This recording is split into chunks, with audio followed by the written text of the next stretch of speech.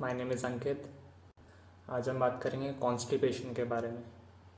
कब्जी ये एक ऐसी कंडीशन है जो लोग सोचते हैं कि ये इस कंडीशन के साथ हम ज़िंदगी भर जी सकते हैं या ये होना नॉर्मल है। सो लेट मी से दिस कि ये नॉर्मल नहीं है। इसके होने वाले जो नुकसान है, इसके होने वाली जो कंडीशंस हैं वो बहुत डेडलीस्ट है, डेंजरस है। सो कॉन्स्टिपेशन होता क्या है? अगर सुबह उठने के बाद हमें टॉयलेट जाने का, मोशन पास करने का सेंसेशन नहीं हो, और अगर जा भी रहे हैं तो भी वो सेटिस्फैक्शन वाली फीलिंग नहीं हो कि अब हमारा स्टमक क्लीन है, अगर ऐसा नहीं हो रहा है, that is called as constipation. Okay, so अब इससे होता क्या है? जब कोई गंदगी हमारे बॉडी में अंदर ज़्यादा टाइम तक रहेगी, भले वो यूरिन ही क्यों ना हो, भले वो स्वेट ही क्यों ना हो, वो कार्बन डाइऑक्साइड हो सकती है या हमारा मेटाबॉलिक वेस्ट हो सकता है जो सेल्स जब हमारा एनर्जी प्रोडक्शन में निकालते हैं वो हो। इन सभी चीज़ों को हमारे 5 एलिमिनेटरी एक्सक्रीटरी ऑर्गन्स के थ्रू बॉडी से बाहर होना, टाइमली बाहर होना बहुत ज़रूरी है। एक्सक्रीटरी ऑर्गन्स कौन से? हमारे intestine, kidney, liver, skin and lungs. इन सभी को प्रॉपरली फंक्शन करना बहुत ज़रूरी है। अब हमारी स्मॉल इंटेस्टाइन और लार्ज इंटेस्टाइन, छोटी आंत और बड़ी आंत का इसमें क्या रोल है? डाइजेशन को समझते हैं। When we eat our food we chew it, वहाँ सलाइवा से कुछ एंजाइम्स हमारे खाने के साथ मिक्स होते हैं, हम उसको स्वॉलो करते हैं, वो ईसोफेगस के थ्रू हमारे स्टमक में जाता है, वहाँ कुछ एंजाइम्स और एसिड्स उसको और ब्रेक डाउन करने का काम करते हैं। उसके बाद स्टमक में रहने के बाद वो आगे डियोडेनम के थ्रू स्मॉल इंटेस्टाइन और उसके बाद लार्ज इंटेस्टाइन में पास होता है, जहाँ पे वो और ब्रेक डाउन होता है और इंटेस्टाइन में एब्जॉर्ब होता है। सो अगर इस पूरी प्रोसेस में हमने इंजेक्शन से बात करी, जब हम खाना खाते हैं वहाँ से लेके लास्ट तक, अगर यहाँ कहीं भी कुछ ऐसी गड़बड़ हो जाए या कुछ ऐसा हम करें जो इस बॉडी के फंक्शन से थोड़ा अपोजिट है या उसके थोड़ा खिलाफ है, फॉर एग्ज़ाम्पल अगर हम हमारा फूड बहुत कम चबाए उसको स्वॉलो कर लेते हैं, जैसे कुछ लोग होते हैं जो 2-2 मिनट के अंदर अपनी पूरी मील ख़त्म करते हैं, क्योंकि उनको कुछ काम से जाना रहता है, बहुत रश आवर्स रहते हैं। If we eat our food in a stressful environment, अभी कॉर्पोरेट्स में वर्किंग लंचेस का ट्रेंड है, फैशन है, और अगर हम हमारी मीटिंग में बैठे हैं, अगर हम कुछ ऐसे स्ट्रेसफुल कुछ कन्वर्सेशंस चल रहे हैं, if your boss is saying you something और आप अपनी मील ले रहे हैं, so body doesn't work like this. अगर आप सिंपैथेटिक नर्वस सिस्टम में हैं, आपकी बॉडी में वो एंजाइम्स, वो डाइजेशन की प्रोसेस वो नहीं हो पाएगी। When we are in parasympathetic nervous system which is rest and digest, तभी हमारी बॉडी फूड को अच्छे से ब्रेक डाउन, उसको डाइजेस्ट, उसको एब्जॉर्ब और उसको यूज़ कर पाएगी। सिंपैथेटिक नर्वस सिस्टम में हम स्ट्रेस्ड होते हैं तो हमारे बॉडी का पूरा मैकेनिज्म, पूरा नर्वस सिस्टम, सारे उसके डाइजेस्टिव फंक्शन से लेके हमारे ब्लड सर्कुलेशन से लेके हमारे रेस्पिरेटरी सिस्टम से लेके सारे फंक्शंस एक अलग तरीके से फंक्शन करते हैं।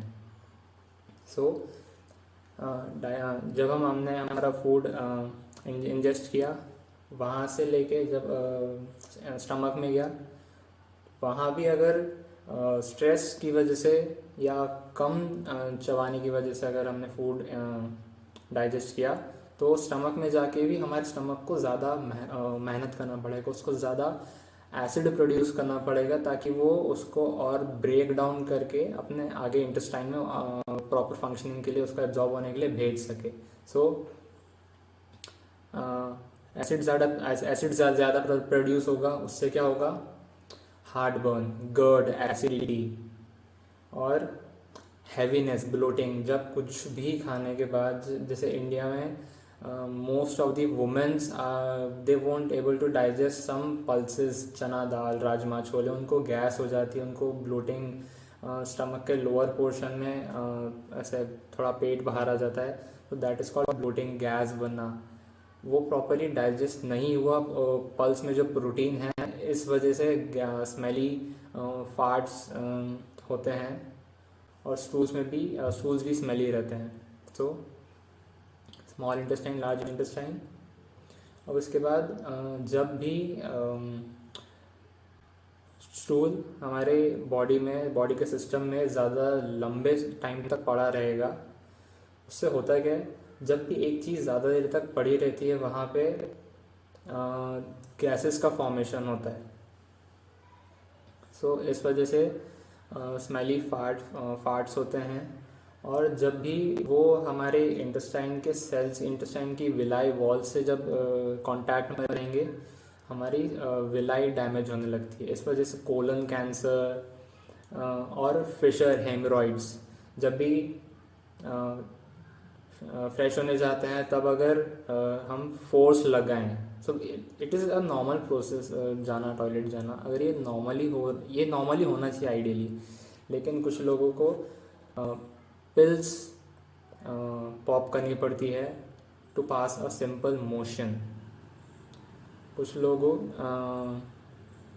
को त्रिफला या कुछ ऐसी Ayurvedic herbs, it is good अगर ये आप कुछ दिन तक या कुछ वीक्स तक ले रहे हैं।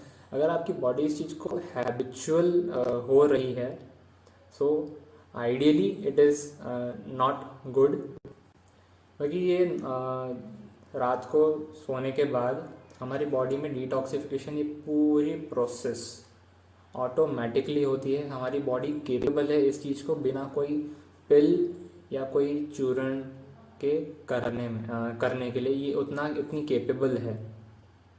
अब कैसे, हमारी आईज में डर्ट होती है जब हम सुबह उठते हैं, हमारी माउथ में स्मेल होता है, हमारी बियर्ड रात को 8 घंटे में सोने के वक्त ग्रो होती है। दिन भर में वो कभी ग्रोथ, वो माइक्रो ग्रोथ वो नहीं दिखेगी। हमारे वुंड्स, जब भी हमें कहीं चोट लगती है, वहाँ पे स्कार तब फॉर्म होता है जब रात को सोने के बाद हम सुबह उठते हैं। वो सेल डिवीजन तब होता है। हमारे सेल्स डिटॉक्सिफाई नेचुरली बिना कोई डिटॉक्स डाइट के करते हैं। So proper sleep is one of the most important factor अगर हम चाहते हैं कि हमें कॉन्स्टिपेशन या बाकी कोई डाइजेस्टिव सिस्टम, पाचन से रिलेटेड कोई इशू ना हो। अब डाइट, कॉन्स्टिपेशन में डाइट क्या लेनी है? सबसे पहला, वाटर कंज्यूम करें अच्छे से। ऐसा नहीं कि हम 1 या 2 बार में ही 1-2 लीटर पानी पी रहे हैं। इसको डाइवर्सिफाई करें। हर आधे या 1 घंटे में कुछ सिप्स पानी की बॉटल से कंज्यूम करें। एक बॉटल अपने साथ रखें, आप स्कूल, कॉलेज, अपने ऑफिस या जहाँ भी हैं। और फाइबर्स आपको मिलेंगे आपकी फ्रेश फ्रूट्स से, वेजिटेबल्स से, सैलड से, आपके नट्स एंड सीड्स से, आपके पल्सेस से, आपके मिलेट्स, ज्वार, बाजरा, रागी, इन चीज़ों से। और कोकोनट एक बहुत अच्छा सोर्स है। भले आप ड्राइड कोकोनट कंज्यूम करें या वाटरी कोकोनट कंज्यूम करें, it is a very good source of a good quality fibre. Now let's move to exercise. Movement हमारी बॉडी के लिए बहुत ज़रूरी है। हम बैठने के लिए नहीं बने हैं। अंडरस्टैंड इट कि सेडेंट्री लाइफस्टाइल एक कर्स की तरह है इंडिया में। ये एक श्राप के जैसे बन चुकी है।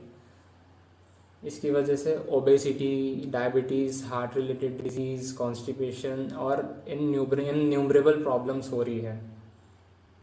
सो मूव करें अपनी बॉडी को, वॉक करने जाएं, कोई योगा करें, आप स्विमिंग करें, कोई स्पोर्ट खेलें, अपनी बॉडी को मूव करें। The last vertical is sleep. रात को सोने से पहले जब हम हमारी लास्ट मील कंज्यूम कर रहे हैं, आपकी बेड टाइम और डिनर के बीच में 3 घंटे का मिनिमम एटलीस्ट इतना गैप होना चाहिए। इफ़ यू स्लीप एट 11 और 12, you have to consume your dinner at 8 at any cost।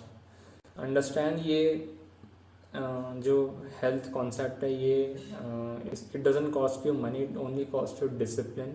आपको सिर्फ अपनी गुड हैबिट्स डेवलप करनी पड़ेगी, इस चीज़ को समझना पड़ेगा। और कुछ दिन करने के बाद जब हम देखेंगे कि हम बिना पिल्स पॉप, बिना टैबलेट लिए, बिना पिल लिए, बिना अगर हमारे मोशन पास कर रहे हैं, तो हम हमारी बॉडी को ट्रेन कर रहे हैं। ये एक दिन में नहीं होगा। जैसे आज हमने अगर रात को डिनर हमारा अर्ली किया, so it is not necessary कि नेक्स्ट डे से ही